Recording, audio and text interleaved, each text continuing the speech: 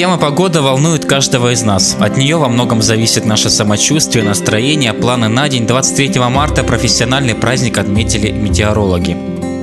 В России День метеоролога празднуют с 2008 года, хотя первые попытки предсказать погоду были еще в конце 17 века после изобретения барометра. В Хакасии история метеонаблюдений начинается с августа 1928 года в селе Зеленое. Тогда данные о температуре, давлении, ветре отслеживал всего один специалист. Сегодня в Хакасии предсказанием погоды занимается около 300 человек, в том числе в самых отдаленных районах, куда добраться можно только вертолетом.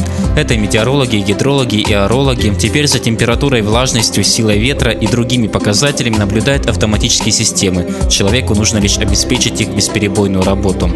Исключаются абсолютно просчеты, то, которые возможно у человека.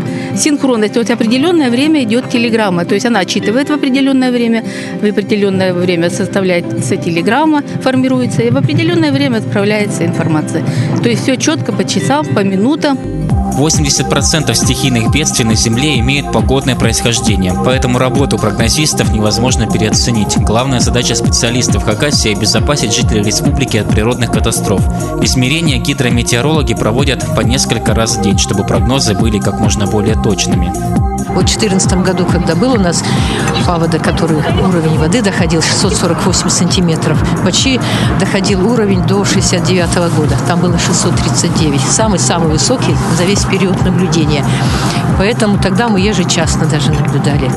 Данные со всех метеостанций стекаются в закодированном виде в единый мировой центр. Так рождаются данные о погоде, которые мы видим в интернете, по телевизору. Имеют неплохую успешность.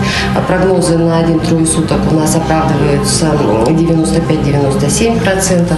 Прогнозы на неделю 92-95%. Прогнозы долгосрочные, месячные, но так как они имеют лишь только вероятностное предположение и несут в себе лишь тенденцию к какому-либо изменению погодных условий, у них оправдываемость 82-87%.